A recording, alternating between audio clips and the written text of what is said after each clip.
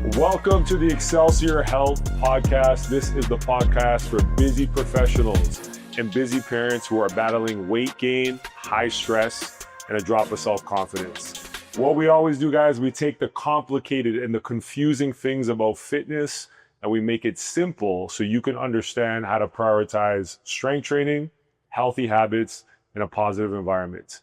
Today, what we are going to be talking about, all right, we are going to be talking about 100-mile lessons. So have you ever had a big, scary challenge that you've wanted to take on?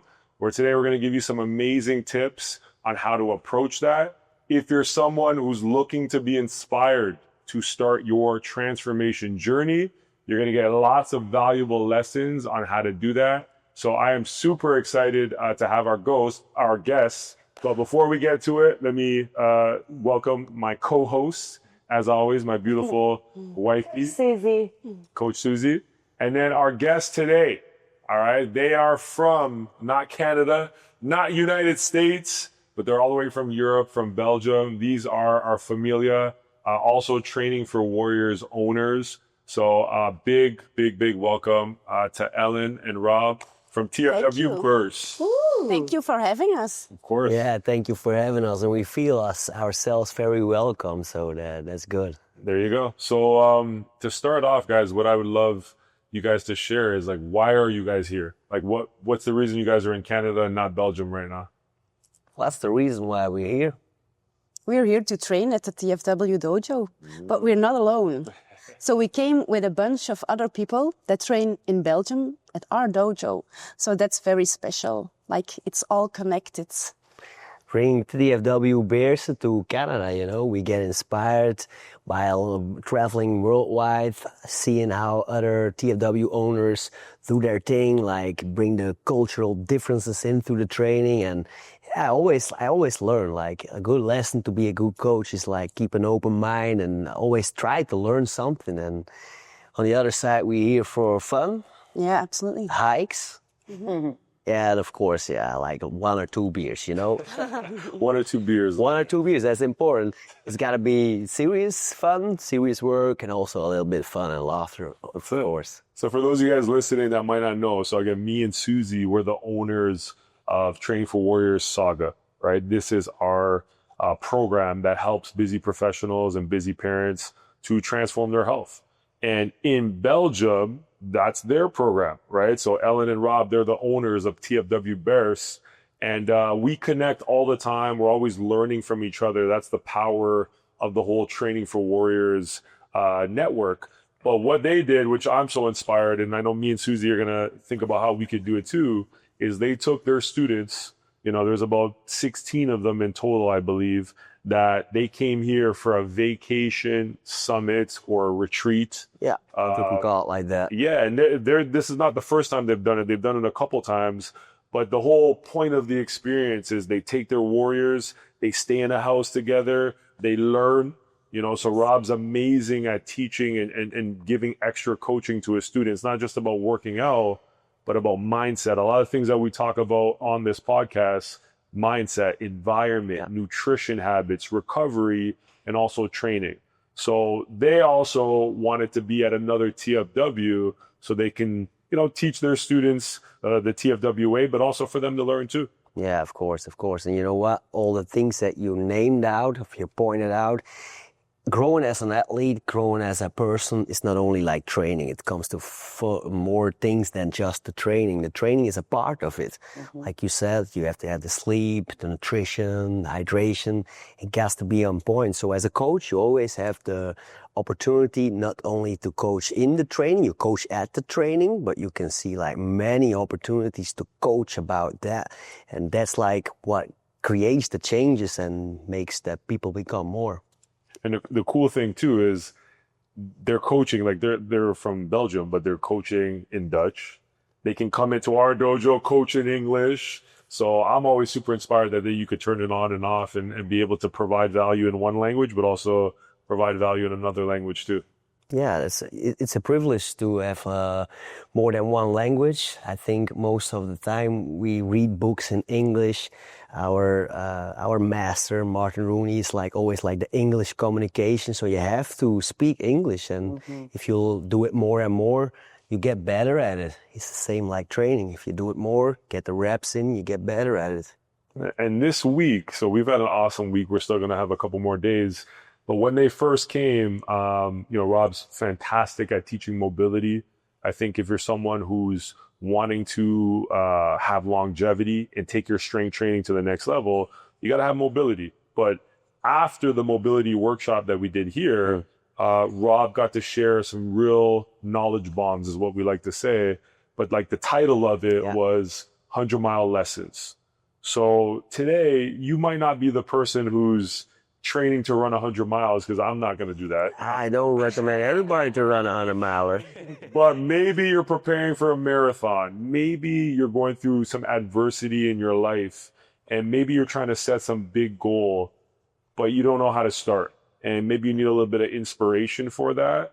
I promise you, listening to this podcast, you're going to be inspired by both of their stories, because it's both of them that have gone through this. So could you let us know, man, like what was the initial inspiration for yourself to like say, hey, I'm gonna run 100 miles? Oh yeah, we can talk a long time about that. So if I have to think back, if you have like a big challenge, something that you prepare, like working for a challenge, then you have to have a bigger why. So a big challenge needs even a bigger why.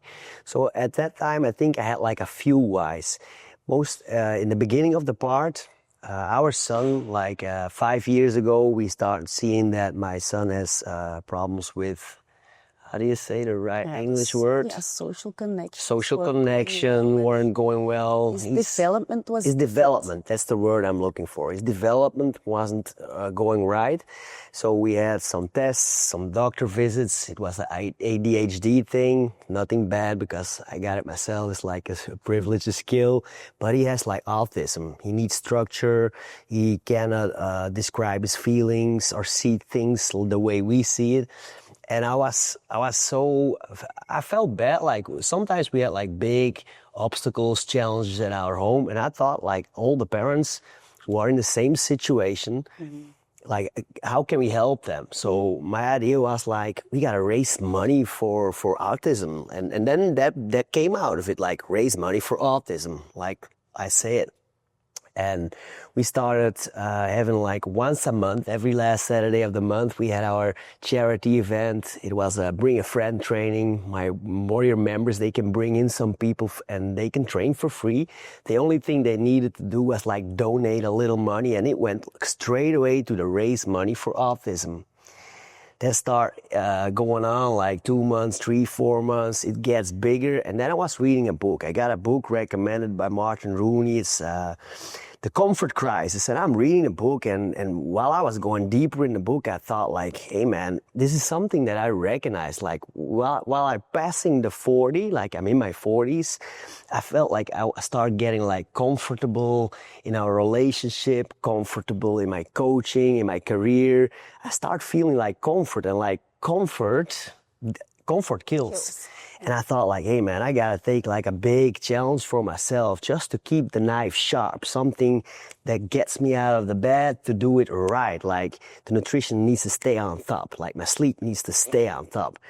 And then we start talking about an idea, and from that one conversation to the other, it led to, okay, let's run 100-miler. Why not? That was the conversation between you guys, kind of? Yeah, we were the first, of course. The two of us, yeah. Of course, I had to ask permission, Cory, you know? Yeah. He ran the 100-mile, but I also was included along. Hey, that's something I can say right away from the start. I was the runner. I was training 6 months preparation for a 100-miler, and I was a runner, but she was the one who was behind my back. So I was out of my family more time than normal, so she had to step up. While I was more out of the coaching in the business, my coach team had to step up. So I was just doing the run, but I couldn't do that without you and all the other people that helped me. So I still got to say, like, thank you guys. That's amazing. So, and just even, Rob, to unpack it a little bit, the initial reason before that conversation, it was your son. Yeah, that was my son. And while I was thinking about and doing something good for it, I already had the feeling like he's behind in learning, but I'm learning him lessons by doing. So it's like copycat. Monkey see, monkey do. You don't have to tell your kids what they need to do. You have to lead by example. Show them. Yeah, you have to show them because your kids, they copy your behavior. So when I showed him me going through adversity, like long trainings, shoulder nights, because it became big, I could show him that even if it's going hard and difficult, there's always a way if you are positive and you're disciplined. So I hope Seb got some lessons out of it. Yes, he will. He will. Love So that was like two of my whys. And then the other why, it started unraveling, if that's the right word, unraveling during the path. I start talking with my grandmother about doing an obstacle, like a big misogi, it's called in the book. And she was so excited. If I talk with other people about, I'm going to do something big, everybody thought I was crazy, but her eyes start blinking like, okay, what are you going to do? So I felt some support. Gives me goosebumps straight away. And I was thinking about swimming the channel from England to Belgium, or what should I do? And I was taking care of my grandmother in the last months when she was 92 years of age. And I was taking her, making her lunch and stuff like that. And on one day, she really it's a hard thing, but that's real life. I was bringing her to the sofa, and she passed away at that moment in my arms. And I was so hard stuck, I gotta do something. And I was thinking about my grandmother. She stayed in Oostende at the beach in Belgium. She loved it there. And I thought it was her favorite place. Yeah. Makes me emotional. And then I thought, why shouldn't I run from Oostende, 100 mile, and just finish in the dojo? It was exactly like the right distance. The perfect distance. It was 100 miles. It was 100 miles. Exactly. Yes. And why shouldn't I come into the dojo at the last Bring a Friend training while we raised money in 2024, the last Bring a Friend training, while they were coaching it in December. So that's the idea. That was the third why. And those were big whys, you know. I had runs, they were horrible with sore legs, like a Achilles tendon that was hurting. But I always had 50 reasons to drop out, and everybody would give me respect and say, hey, coach, we understand you. It's smart to drop out. But I had 3 big whys that kept me going, and it still feels good at the moment, you know. Yeah. I even never processed the whole process because it's just been 4 months ago. I never really processed it afterwards because life is busy. But while we're talking about it, it's yeah, for those of you guys, you might not be able to see it, but I could see the emotion in their eyes, they're starting to tear up a little bit. But that's the lesson, is if you're going to take on some sort of big goal, maybe it's you're changing your career, maybe you're transforming your health, maybe it's your relationship, right? You have to have a deep emotional reason why you need to make the change. And that's the thing that I think is so beautiful is, yeah, you did 100 miles, but 100 miles is cool. It's why. It's, man, I need to be an example for my son. He's going through a difficult time. It's, I want to honor, my grandmother, who's probably made a huge impact on your life. So again, these emotional reasons, guys, once you get clear on that kind of compelling reason, if you have a strong reason, it can help you get through a difficult today. Mm-hmm. That's one thing that has always stuck to me. So again, continuing forward with you is you had 2 major reasons. What was the preparation like to get you to go? Because you already mentioned, hey, I needed a team. I have a supportive wife. Talk about the preparation to take on. As a strength and conditioning coach, a habit coach, like I like to call it, my experience with running was like a weekly run or something. Back in my Muay Thai days, maybe we ran twice a week. I had a few 5 or 6 half marathons. I had some running foundation, but I wasn't an ultra runner. And most of the ultra runners, they are persons who had like more than 5 or 10 marathons. That was their thing, marathon running. They get bored and they get the idea like, let's do an ultra. But I didn't have that background. So if I need to take like fast forward, the 100 miler, that was just the last training, to check off in the box of a 6-month preparation. So to begin, I had a contact with a good old mentor friend, Peter, I like to call him. And I called him and I told him about the idea, and he got crazy on the other side of the phone, and he said like, yeah, man, I know if you're going to say that you run 100 mile, you're going to crush 100 mile. He said like, let me help you out. I got few persons in my network. One is an ultra runner, like a pro ultra runner. He's a little bit older now, but he got a lot of knowledge. Let's hook you guys up, start talking, phoning, Zooming, have a lunch, and try to learn as much as possible from that guy. So instantly after that phone call, I got a cell phone number. I text him, and we meet up for the next Sunday. We do like a 15-minute Zoom, and that 15-minute Zoom was like a 2-hour Zoom. I'd grab my black notebook, start writing all things down. Like you gotta practice your stomach, if it can take all the carbs, practice the fluid. You gotta prepare, now it's summer, so you gotta prepare shoes and shorts and short sleeves, like clothes, running gear, but seasons change, so you gotta be aware of it.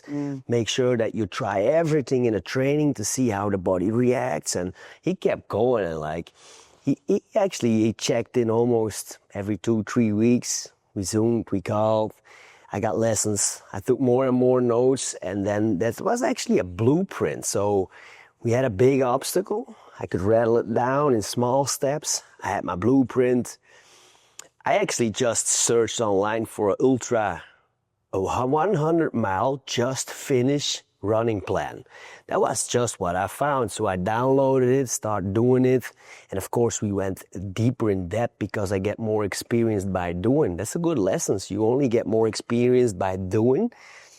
It became better. I get better trained, and we were just moving forwards. Eyes on the prize, moving towards the goal. So, hey, one takeaway that I want everyone to understand is if you're taking on a transformation goal, you know, especially when we're talking about health and fitness, you're not, for most people, if we're in a tough place and it's not something that you're very familiar with, it's hard for you to just do it on your own. So even Rob, he's like, man, I'm not an ultra runner. I'm going to take on this 100-mile race. What he did is he seeked out mentorship. He got people that knew what they were doing, and he consulted with them. He did a little bit of research, and with mentorship and designing a program, you had a plan, and then you started to take action. And I feel like one of the things that you said that stood out to me, it was like something about like be a pro. Yeah. So if you want to crush a big goal, you can find, like what I did, I ordered all the books that I could find about ultra running. I went on YouTube, Netflix, all the short docus you can see about ultra runners. I think I watched them like twice, maybe 3 times. So I really got into it, like how does a pro act? So I studied the pro, I acted like the pro, and then you become the pro. And actually it's an easy process, but we all know as coaches, easy said, but hard to do. Yeah, it's discipline that you need. 100%. And the why, the big why. If you don't have the why, you drop out as soon as possible. First adversity, you drop out. And then you get a bad feeling about yourself, like I can't do it or something. So the why has to be good. Don't just like drop 3 to 5 kilograms because summer is coming. That why isn't deep enough. Not deep enough. No, it's not deep enough. No. Okay, so now preparation-wise, you got somewhat of a coach, mentorship, people that kind of knew what they were doing. You got the plan. You started to get yourself in the mindset, hey, I'm going to watch the videos. I'm going to learn other people's strategies. What was the process like now? Like did you have to change your training? Did you have to change your family life? Like talk about the process of like the lead up to actually doing it. Yeah, of course. If I looked, first of all, my nutrition-wise, I'm always like very sharp, thin body fat, low body fat percentage. So I knew like long runs are coming up. Like ultra running towards 100-miler, you do like marathons on just the long run days, you know? It's like several marathons that you run in a training. So I had to carb up, like I had to know, like if I had like busy weeks, I had to eat more calories than I used to do. Otherwise I would lose some muscles, and that's never good, losing muscle. On the other side, I like sprinting, like once a week, at least once a week. I'm a sprinter and I'm a fast sprinter, but I knew like right now training for the sprints during 100-miler season, that's like fighting with each other, two different goals that don't match up. So I dropped my cardio work, sprint work. I add an extra strength day just to make sure like the strength in the lower body stays as much as possible, because running like 60K runs, that eats away the muscle mass. Yeah, but I think that one of my strengths, one of my advantages in the 100-mile training plan, it was that I had like that much strength in my legs. So if I wouldn't be doing strength training for all those years, then it would be way harder to run the 100K. 100K, it's 100 mile. That's a big Excuse me. point that I do want to say, because what happens in our program a lot of time is people get inspired, right? They've transformed their health and then they want to go and do the next thing, which is great. But what I always say is don't run to get into shape, get in shape, and then now you can run. And that's exactly what Rob was saying, is like, because he did the lower body strength training, and strength training was his foundation, it gave him the ability to take on this next level, right? Hey, Cory, to be honest, like I'm 42, in my 27 years of training experience, I never met a guy or a girl who got in shape by running, by running. Never. All right, so now continue on with the 100-mile lessons. I was inspired because I heard your story. I knew like what was going on. We were partying in Denmark. We had our Training for Warriors Summit. Oh, yeah. Having beers. I don't know if you were having the beers. I can't remember. He was running probably. In the next morning, you know, we're partying until 2 a.m. The next morning, he's doing a 20K, was it? 20K. 20K in the next morning. So I seen the behind the scenes of everything going on, but then listening to you tell the actual story was even more inspiring. And I know you're getting used to telling it. What were the major lessons that you pulled from this experience? And take us through those lessons when you did it. It's easy to say something, but you got to do it, you know? And that sometimes with a lot of people, there's a big gap in between saying and taking action. So if you commit yourself to a big obstacle, big challenge in your life, you got to know what the steps are that you need to take. And then whenever you come out of bed, life doesn't care how you feel, or your goals doesn't care how you feel. You got to take the steps towards your goals. So it's discipline. And discipline is a word that sometimes it's misunderstood, because discipline, for me, discipline is like focus. Get out of bed, you got sore legs, maybe a short night. The plan says like a half marathon. The mind can say like, we will take a hot shower or something else. But your legs need to run the half marathon. And that's actually funny. When I was at the Training for Warriors Summit in Denmark last year, we were having a party in the evening it was at a bar. The first night at the bar, it was a party. I think I had like 2 beers or something. Sometimes you have to take it from both sides, like just 2 beers, a lot of water and electrolytes. Got on time in bed, but it was still like a very short night of sleep, no 8 hours of sleep. It was like I knew it was gonna be a bad run in the morning, but I showed up because in the next day in the morning, me and my Danish buddy, Jimmy, we met, I think it was 3:30 in the morning or something. We start running, and then the owner of the bar where we were partying, he drives by in his Jeep and he stops and he yells at us like, "Hey guys, are you lost? Are you still out?" And I was like, "What?" He said, "Yeah, I saw you at the party, but are you still lost? Are you guys partying?" I said, "No, man, we are running close. We're heading out for a half marathon." Like, these guys are crazy. Because that's a nice story. And then the next day, it was an early day for us. We had like a long day of lecture at the summit. But again, like at 4, we were out of bed. We had still, I think it was a 10-miler. It was a half marathon and a 10-miler day after day. So you have to commit yourself to the plan and always know that you can be like iron disciplined. Sometimes you have to feel how the body is adapting to your trainings. And then you gotta be smart enough to sometimes lower the pace, have more carbs, take 2 hours extra sleep. Always try to find the angle like extra recovery. I met a lot of people in my training program. When they want to have more results, they try to fit in more training. I always say the first thing, if you want to have an extra training on the program, try to find 2 things of extra recovery. Because recovery is the thing that makes you better or worser. Yeah. Actually, the 100-mile run, it gives you so much lessons. And I can use them in my coaching these days. And I don't want to just, so everybody make sure they hear that the one that I just heard from you is discipline, right? But it's like, anybody can set a goal when it's like sunny outside. Oh, yeah. It's like, oh man, I get to do this goal. This is fun. It's when it's raining, it's cold, your body hurts. It's reminding yourself, yeah, I set that goal a year ago. I set that goal a couple of months ago. I still have to act on it. You know, and in the program, we say all the time, you got to act differently than how you feel in order to get those goals. So that was one that I heard, a big one there. The second one, which this is a process I think a lot of people have to go through when it comes to training, is the recovery. Oh, yeah.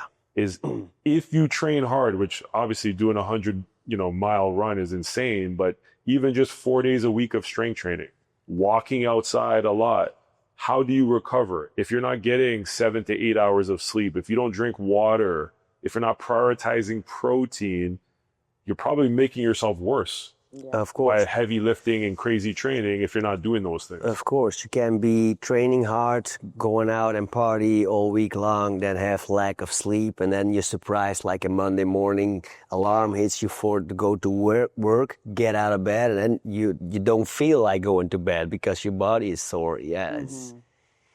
Another thing that I had, like I was talking with you, Cory, we have different training aspects. A very important thing that I instantly knew from the beginning because of my Muay Thai background.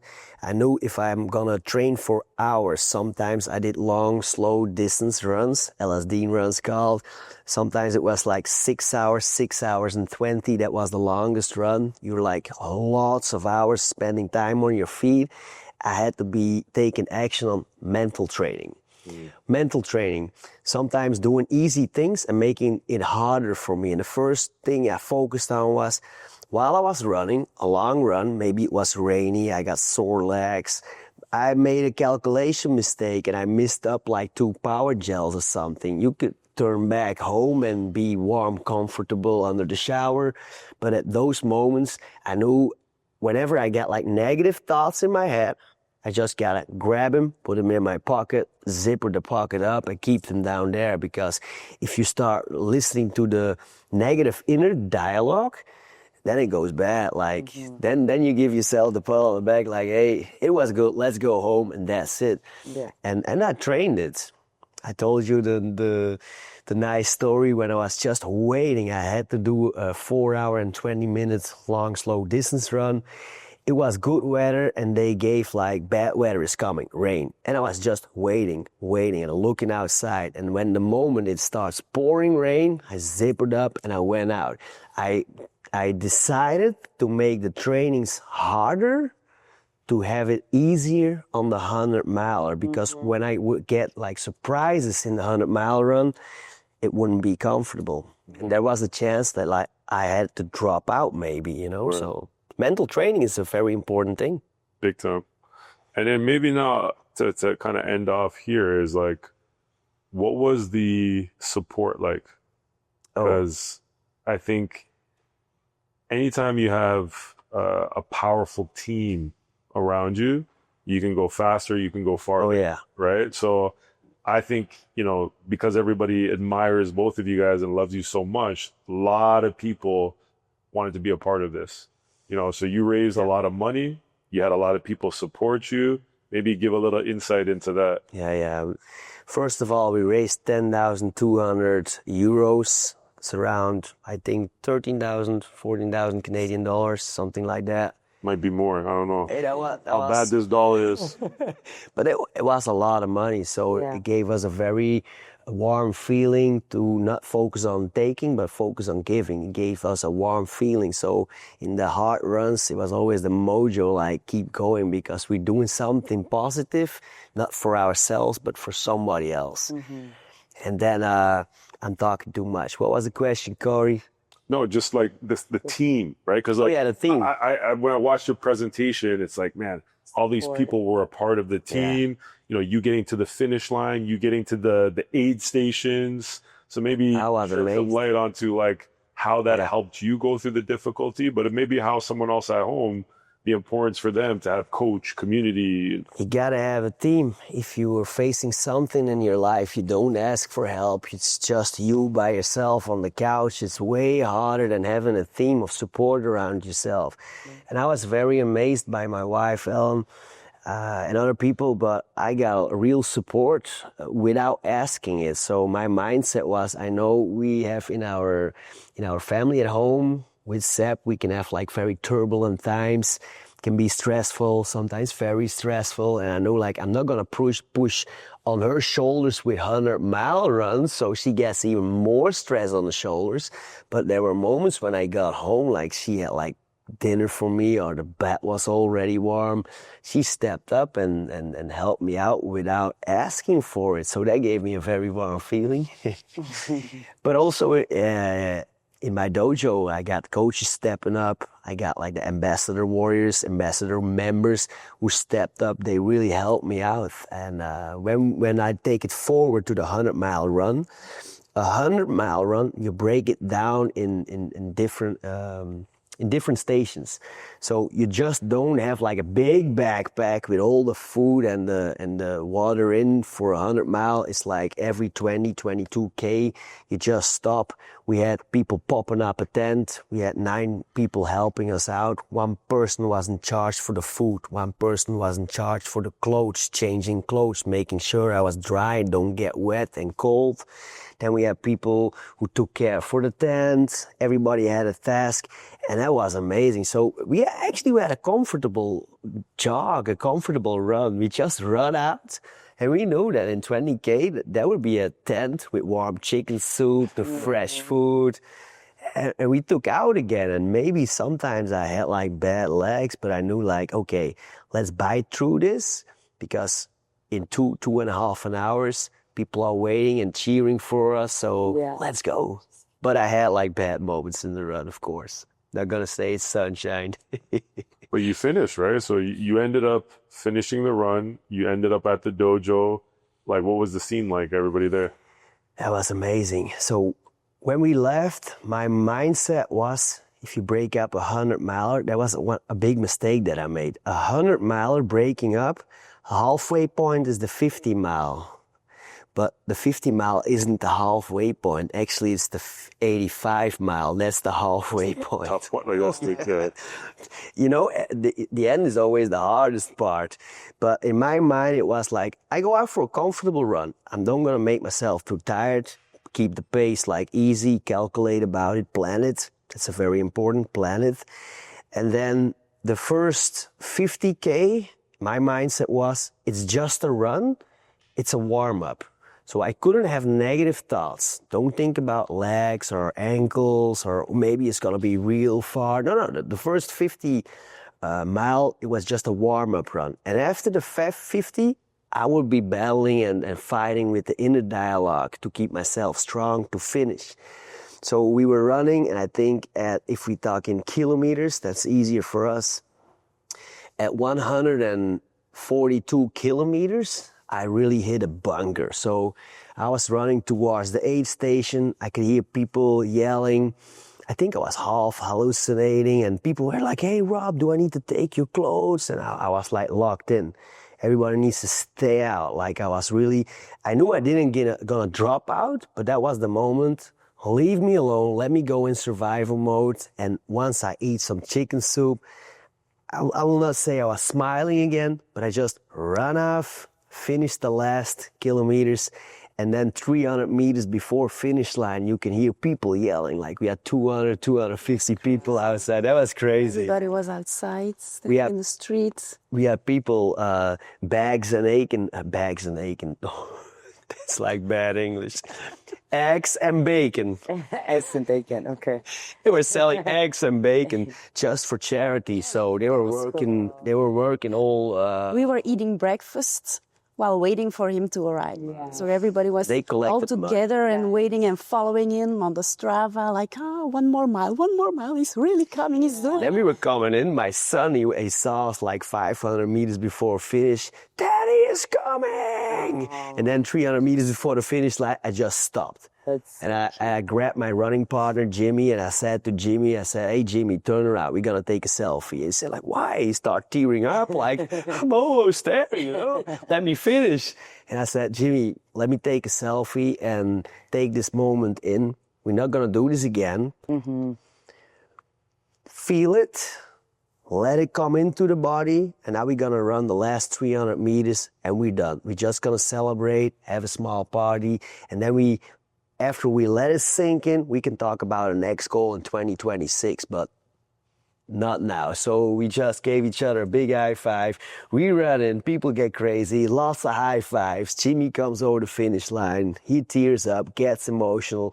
And I was waiting to break and waiting to get emotional, but I was disappointed because I was still like all energy, like give me another marathon, like shaking hands. And everybody asked me like, don't you need to go in the shower or take a seat or grab some food? I was waiting and a little bit disappointing. I thought I never reached the breaking point, but the 142 kilometer point, the aid station, that was actually my breaking point. I just went over in survival and kept going because I had a why. I was very good prepared. I was the visionary, and I just went on survival. Yeah. Good. So a couple of things that I want to remind everybody from a couple of things you said there is, again, if you're going to take on a big ass scary goal, you have to have an amazing support system. It's super important. So he helped build a great team of people to help them. But what I want to make everyone understand is if people go out of their way to help you, a lot of the time it's a reflection of you as a person. It's your character. So this guy right here, he does so much for his students. He works so hard for his family. That's why, and he works so hard and tries to help people in our Training for Warriors network. That's why so many people sent him motivational videos. They tried to inspire him. So if you're looking in your life and you're like, okay, I got to build a team. I got to have people in my circle. The first place that you start is you got to provide value. If you go out and help other people, it might not happen right away, but over time, people are going to feel compelled to want to support you when you have your big thing. So I think you should be very proud of what you accomplished, man. But I think also you should be very proud of all the people that have so much love for you to support you with that. I was lucky, Cory, to be serious. I was lucky. I'm not going to say that I couldn't manage it and reach the finish line without them, but I was very lucky to have them because they made the process, the run towards the 100 mile, they made it more easier and more joyful. It was such a motivated team also. They wanted to join. They wanted to be part of this bigger thing with you. I didn't skip any training because I couldn't disappoint my team. Yeah. So when I had on a Friday a marathon run finished, and on a Saturday morning I had to wake up and run a half marathon again, I came out of bed, my legs were so sore, and Sepp, he joined me with his bike. So Sepp is biking next to me, and he got scared. Like, he was looking like, Daddy, are you okay? But Daddy, you can go home, because I was running, and I was like, my legs were really hurting. I didn't take a painkiller or something, so actually maybe it was scary for Sepp, because the last 5 kilometers, I start yelling and talking to myself like, hey, the champion is coming home. Like, you gotta be your own biggest fan, your own biggest supporter, and you gotta take control of the inner dialogue. But they made it way more joyful, the team. I couldn't disappoint them. Like, if somebody asked, like, hey, Rob, how was the half marathon this morning? Hey, man, I skipped it because my legs were too sore. Like people were waiting for me to see me finish the 100 miles. They gave it all. They gave even it did all. to practice the run. They did like trials and yeah. It was amazing. I'm gonna now switch gears a little bit. Let's go. You mentioned Sep. Renee is your daughter too, right? Yeah. So for us, like if I ask Susie, what's your why power? The why power is always going to be, I think everyone's why power changes because you evolve as a person and you change, but like you see your heart and your soul walking out of you and they're little creatures that you created with someone that you also love. So it's like two people combined in one and you see your kids, right? It's always going to be your mini you, the other version of you that you strive to be the best person that you could be for them, but then you want them to be better than you after. So yeah, for you guys, I want to know not even about the 100 miles, more like you, your family, right? You mentioned, which it made me emotional because my my son, he has a difficult time like reading right now.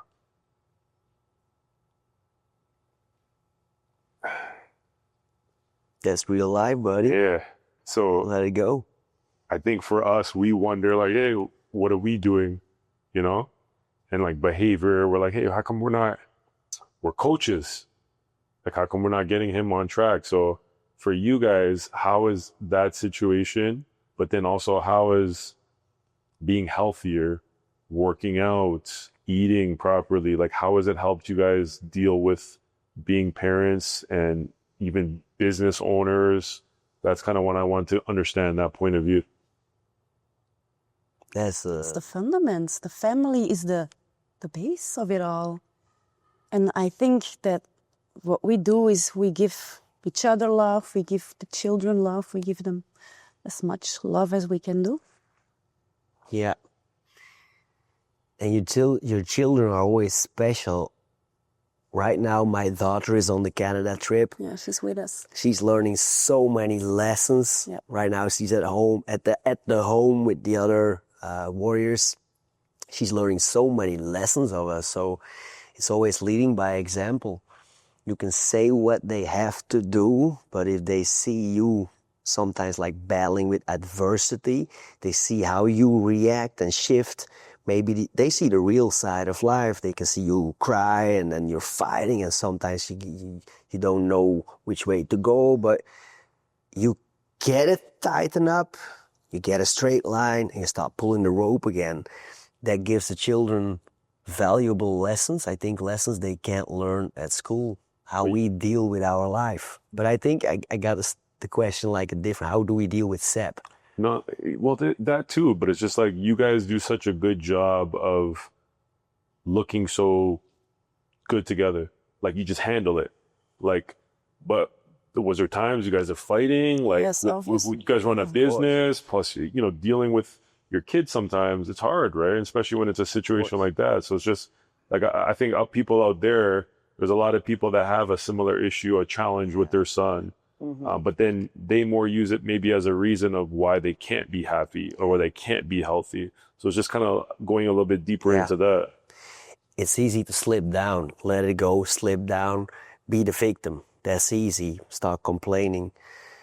If I gotta take a step forward, like my therapy is my training. I sleep good. I try to do as good as I can with nutrition, make good, healthy choices, party from time to time. But all that, the lifestyle, that's what brings you further. Training is my therapy. If I look at of course we had struggles, but what we have is like pure, I think I can say like we have a jar of pure love.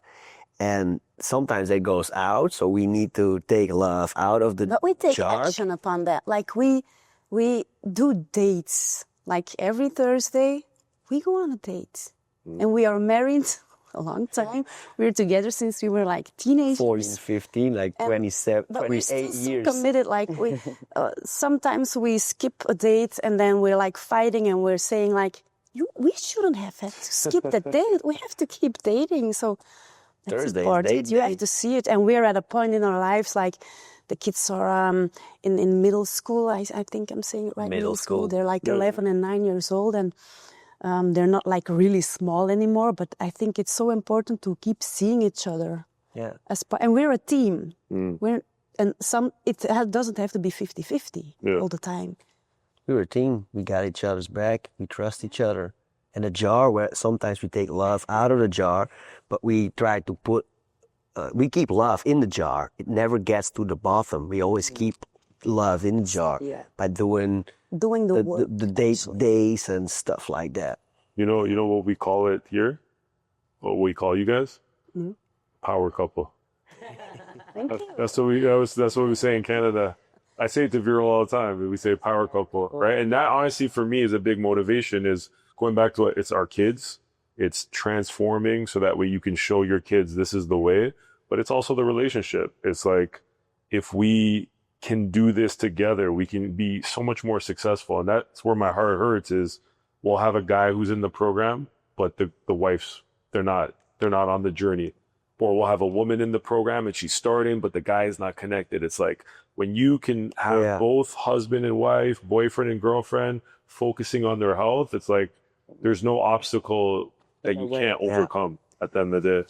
If you got a couple and one of the two is like stepping further in life, transforming, like self-growth, like transformation, and the other one isn't, that's always like a bad thing. Like, that's a bad thing. That's what the TFW system gave us. Like, we're bleeding black and gold, as we say. The kids, they do.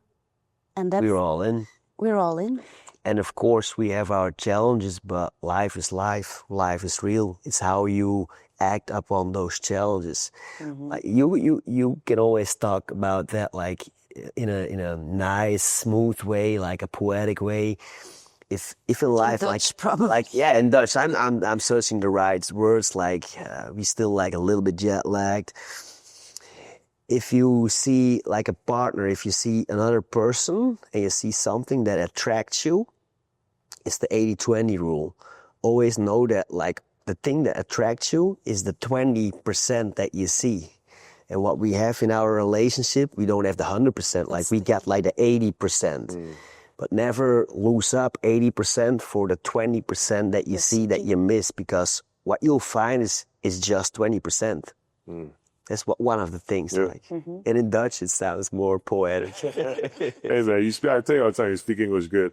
Thank you. Okay, so last two questions that I have. You mentioned all in, right? Black and gold. So again, to clarify for people, they are business owners. They work, like Rob said, habit coach.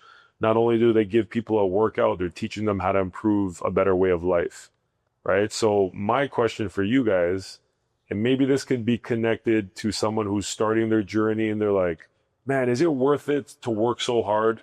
Like, is it worth it for me to like eat this way, train this way, change up my whole life? Is it worth it? My question for you is, man, you did a 100-mile race. You guys have opened a business together. It's been 9 years, 8 years, almost, right? Yeah. Has all these things that you guys gone through, like, has it been worth it to you, and why? Absolutely. And we've been You through become a better version of yourself when you take care of yourself. Like, and then you can start taking care of others. But it's worth, looking at the bills and be like, oh, man, I don't know if I can afford it. People sometimes criticizing your actions as business owners and trying to make changes. That's real life. When you're low, you don't get much negative stalkings and stuff. That's okay for most of the people. When you start climbing up higher, and when you get like higher, then people start talking, because it's scary that you see like one person going higher. That's like a natural thing in life, I think. But to add something on it, for me as a coach, like, is it worth to do it all? Like, one of my big whys in life, why I train and do the coaching and try to work forward, even sometimes it's like struggling and hard. I'm scared of getting old and don't live the life that I dreamed about. My nephew, he died when I was young. I was 19 years old, and he died. He was 17, or he just was 18 years, long time ago. And it hit me so hard that I saw like he didn't see anything in his life, you know. Life had just beginning at 18, 19, and he passed away. And that made me very aware of, I'm not going to delay things for later. I'm going to work my way up through it, even if it's hard. And the thing of being scary to get older is I train, man. I train and I sleep proper. I try to do it the good way, because one of my mantras is always, fit people live harder. Maybe not the right translation, but fit people, they can live harder. To do the great big things in life, like the nice hikes, steep mountains, long runs in this case, have good vacations and all the stuff, you gotta be fit. If I was like overweight, maybe I could see it on the Instagram and dream about it. But if I was like an overweight person, I couldn't never run 100K. I couldn't be here and walk and run through the days like we do right now. We're doing long days. We're doing hike after hike after hike. Yeah. So you got to be fit. And if you're fit, you can take more on in life. Love it. That should be an inspiration for people who want to start their journey. Because people think the losing the weight is more the look, which, you should want to look good. But it's everything you just said. It's, I can go do the real things that I've always wanted to. I can live life at my potential. And that's what we call bringing out the warrior within. So my last question for you guys today, I really appreciate your guys' time. You guys did amazing. I told them like a day before, I said, hey, you guys are going to do a podcast. So it was just flowing, good conversation. My question for you guys is, what's next? So you guys are building a successful business. You've done the 100-mile run. You've taken your community on trips. But I heard you say something in the presentation about what you want to do. So I want to know what's next for both of you. We got many things that is on the next list. Sometimes that's the problem. Life is going fast, at a fast pace. We're still celebrating the victory, of course, from the 100-miler. But there are already new ideas. I'm writing on my book like every Friday afternoon, except today. Every Friday afternoon, I'm writing a few hours on the book. It's Mindset Matters Most, like it's on my bracelet. Mindset Matters Most. It's the story of the 100-mile, the lessons that got out of the 100-mile, and then the training plan, not just to train the 100-mile, but the training plan for your support team. How does your support team needs to look? Because that's the success. That's the next thing for 2025. If I have to talk about 2026, Cory wants to know. Me and Jimmy, we made an agreement. We thought about it very long, because if you say it, you got to do it. It's not just talk. You have to talk and walk or something like that. English saying. Climbing up the Mont Blanc, the highest mountain in Europe, 4,880 meters. Climbing up in 2 days. Where is that? It's in France. In France, Yeah, wow. France, Chamonix. And then in August, actually like around 16th of August, it depends on the weather. Yeah, you don't have control over the weather. That would be cool. But then we want to do it like a trail run, like on the foot of the mountain, run up, top it, run down. We're talking about the goal around X hours. I'm not going to say it out loud, because if you say it, you got to do it, but it's going to be... You're going to figure that out. It needs preparation. It brings me and my friend Jimmy again closer. We have a very nice friendship over the years, but I don't know him for years. Like, just know him from yesterday. It feels like that. And then we need to be sharp in life. So sharp mind and sharp body. It's body, mind, spirit. There you go. So, hey, man, when you, when you do that challenge, if you are going to donations and stuff, you guys let us know. But the thing I'm most excited for is the book, because there's not a lot of people that can put the time to writing a book, and I think you got a lot of knowledge and wisdom to share. So super proud of you guys for everything you guys have done, and I appreciate you guys coming and just sharing your knowledge and your story. This is the end of our podcast today, guys. One thing that I do want to ask is, if you got value, if you love their story, you took away something from it, share this. Share with a loved one, share with a friend, And the more that we can share the podcast, the more that I'm going to be able to get exciting guests like Rob and Ellen to be able to provide value. All right. So again, this is for our busy professionals, our busy parents. If you're looking for ways to transform your health, keep signing in. I'm Coach Cory. Coach Susie. We got Rob and Ellen. Beastin'. All right. Good job. Guys. You guys got me emotional.